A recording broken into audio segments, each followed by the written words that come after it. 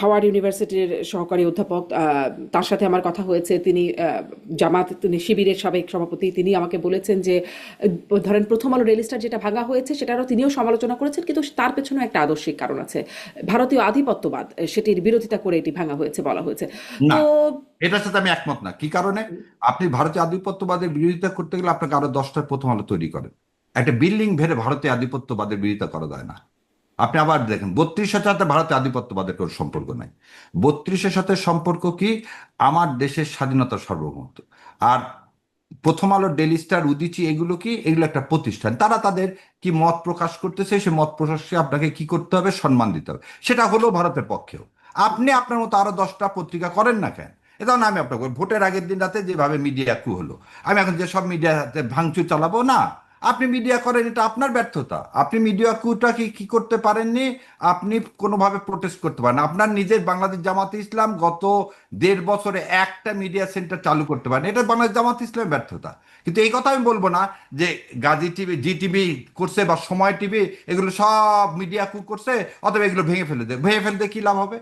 এবং আপনি আরো 10টা সময় টিভি তৈরি করেন যাতে সময়ের ন্যারেটিভটাকে ভেঙে ফেলতে পারেন। ঠিক প্রথম আলো যেটা বলতেছেন আপনি, যার কথা গালিবের কথা বলতে বলতেছেন, মির্জা গালিবের, হ্যাঁ, হ্যাঁ, মির্জা গালিব, ভারতে জ্যোতিকা গালিব। ভারতীয় আধিপত্যবাদের পক্ষে বলুক, যত ভাবে বলুক, আপনি সেটাকে যে জোর জবরদস্তি করে সেটা ভাঙতে পারেন না। তো আপনাকে একই থিওরি কি 32 নম্বরের জন্য অ্যাপ্লাই করা যায় না, যে 32 নম্বর না, যতটাই না, আপনারা যাই বলুন না কেন না, সার্বভৌমত্ব বিরোধিতা, সেটার এগেনস্টটা বয়ান তৈরি না, করুন, না, ভাঙার না, কি না, আছে? না, কেন 32? কেন 32 সাথে পার্থক্যটা কি? 32টা বিল্ডিং না, এটা সিম্বল। যেমন আপনি জোর করে সারা দেশের মানুষকে 71 মানে আওয়ামী লীগ খাওয়াতে চাইছিলেন। 71 মানে 7.5 কোটি বাঙালি। আবার আমি বলে দিই, 71 মানে 7.5 কোটি বাঙালি। 71 মানে শেখ মুজিব একা না, 71 মানে খালি আওয়ামী লীগ একা না। ঠিক 71 মানে, বা আজকের মনস্টার শেখ হাসিনা মানে 32। 32 একটা তীর্থভূমি। এই তীর্থভূমি যখন করবেন তখন সেখানে কি করতে হবে? সেখানে সমূলে উৎপাটন করতে হবে। সেই জন্য 32 আর ডেলিস্টার মধ্যে এই পার্থক্য এই জায়গাতে। ওখানে হচ্ছে আদর্শিকভাবে একটা জিনিস যেটাকে কি করাচ্ছে আপনাকে, রন্ধে রন্ধে আপনাকে প্রতিবার মনে করে দিচ্ছে এই বিল্ডিং এর জন্য এতগুলো সন্তানের কি রক্তক্ষয় হয়েছে। ডেইলি স্টারের জন্য তো তা হয়নি। ডেইলি স্টার একটা কি পত্রিকা? কেন সংগ্রাম নাই? সংগ্রাম আর ডেইলি স্টারের মধ্যে পার্থক্য নাই? তাহলে আমি বলবো যারা সংগ্রাম পছন্দ করে না তাদের কি সংগ্রাম ভেঙে ফেলে দেবে? না। এই জায়গাতে হচ্ছে পার্থক্য। আদর্শগতভাবে একটা আলাদা জিনিস, আর যে আদর্শ স্বৈরতন্ত্রের সৃষ্টি করবে সে আদর্শ আলাদা জিনিস। সো 32 স্বৈর শাসনের একটা প্রতীক, মূর্তিমান প্রতীক। সো একটা আতঙ্ক, সে আতঙ্ক যাতে আমাদের সন্তানদের মন থেকে সরে যায়। খালি জুলাই না, 32 ভেঙে ফেলে দিয়ে মানুষের এটি মন। আসলে আতঙ্কটা কবে থেকে, মানে 32 নম্বর যে আতঙ্ক সেটি আসলে কবে থেকে? সেটা শেখ হাসিনার সময় থেকে। আমি মানে এটাও গত বলছি, গত এ- এ- 17 বছরে গিয়ে সেটি আতঙ্কে পরিণত হয়েছে। আতঙ্কে পরিণত এই 17 বছরের আগে কোনদিন হয়নি, কারণ সেই জায়গায় সবাই আমরা গেছি।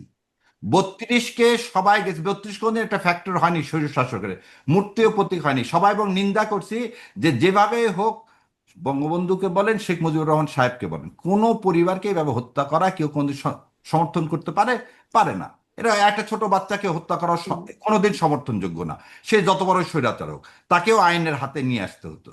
এবং আপনি একটা জিনিস দেখেন তো, যে কেউ বলছে যে শেখ মুজিবুর রহমান হত্যার বিচার চায় না, কেউ বলছে যে জিয়াউর রহমান হত্যার বিচার চায় না, কিন্তু এর সাথে এই বাড়িটাকে গত 17 বছরে মূর্তিমান প্রতীক বানায় ফেলছে শেখ হাসিনা। খালি তাই না, শেখ মুজিবুর রহমানকে আমি যেমন সারা জীবন বলতাম বঙ্গবন্ধু, এই 17 বছরে শেখ মুজিবুর রহমানকে এমন এক মূর্তিমান প্রতীক নিয়ে গেছে যে আমি আর এখন বঙ্গবন্ধু বলতে ঘৃণাবোধ করি। কারণ শেখ হাসিনা জোর করে পুরা ইতিহাসটাকে আচ্ছা, ব্লট করছে। আচ্ছা, তার মানে তার কর্মকাণ্ডের জন্য, মানে কন্যার কর্মকাণ্ডের জন্য আপনি পিতাকেও, যে তিনি যে নিয়ে কন্যা অলরেডি কাণ্ড, কন্যা কন্যা কাণ্ড, এটা আওয়ামী লীগের কন্যা, শেখ হাসিনা না পার্টিকুলারলি। এখানে আবার শেখ হাসিনাকে বলে দেবেন আওয়ামী লীগের যে কর্মকাণ্ড, বাংলাদেশকে যেভাবে বিক্রি করে দিলেন, যেটা তার বাবা হায়দ্রাবাদ হয়তো করতে চাননি, কিন্তু তিনি হায়দ্রাবাদ করে ফেলে দিলেন আমাদের দেশকে। এবং এই 32টা ছিল সেই হায়দ্রাবাদের চরণ, যেটা আচ্ছা, শেখ হাসিনা করছে। সেই জন্য কিন্তু আওয়ামী আপনি লীগ। নিজেও আইনের মানুষ, মানে এটি আসলে ভাঙাটা তাহলে ঠিক আছে, এটি আমার ভাঙা কাছে, মর্মে হ্যাঁ, কারণ আপনি আপনার যদি কাছে বলেন ঠিক আছে। আমি মুক্তিযোদ্ধারা একটু যদি, আগে এটা বলেন বোন, আপনি তো লয়ের সাথে, মুক্তিযোদ্ধারা যদি পাকিস্তান সেনাবাহিনীকে মারতে পারে সেটা যদি আইন, মানে আইন সিদ্ধ হয়ে থাকে, ঠিক একই রকম যখন জুলাই কোন অভ্যুত্থান, গণ অভ্যুত্থানকে আইন মেনে হয় বোন? হয় না। সো কিন্তু এই অভ্যুত্থানের পরে এরকম আসলে সব ভাঙচুর যে হলো বত্রিশ সব নম্বরই ভাঙচুর শুধু না। না, আপনাকে বিজয় তো, একাত্তর অনেক জায়গায় ভাঙচুর হয়েছে, না, না, না, মুক্তিযুদ্ধের এক্ষেত্রে যাবতীয় সবকিছু, স্মৃতিস্তম্ভ, অনেক কিছু ভাঙচুর না, হয়েছে। না, সেগুলো তো আমরা সব সমর্থন করিনি বোন। আমরা সেটাও বলতেছি যে গভর্নমেন্টের ফেলিওরটা বললাম, ইউনূস সরকার ওয়ান অফ দ্য ফেলিওর হচ্ছে কি আচ্ছা, সেগুলো মব ছিল না, ছিল না? মফ ছিল, বললামই তো আপনাকে, ডেলি আচ্ছা, স্টার এটা মফ ছিল না না, অবশ্যই। ডেলি স্টার না, আমি বলছি মুক্তিযুদ্ধের আওয়ামী বাংলাদেশের লীগের হ্যাঁ, শহীদ স্তম্ভ। এটা ভেঙে কি লাভ?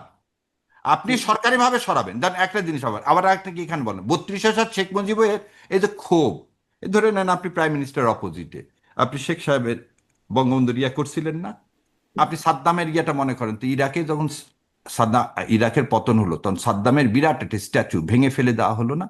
That is not mob. কেন? মানুষের ক্ষোভ তৈরি করে ফেলছিলেন যে আমার সন্তানটা এই এই একটা স্ট্যাচুর জন্য, এই স্বাধীনতার জন্য আমরা, আমার বাবা চাচা সবাই যুদ্ধ করছে, তাহলে এই স্বাধীনতার প্রতীক, মূর্ত প্রতীক আমাদেরকে অস্বীকার করা হচ্ছে কেন?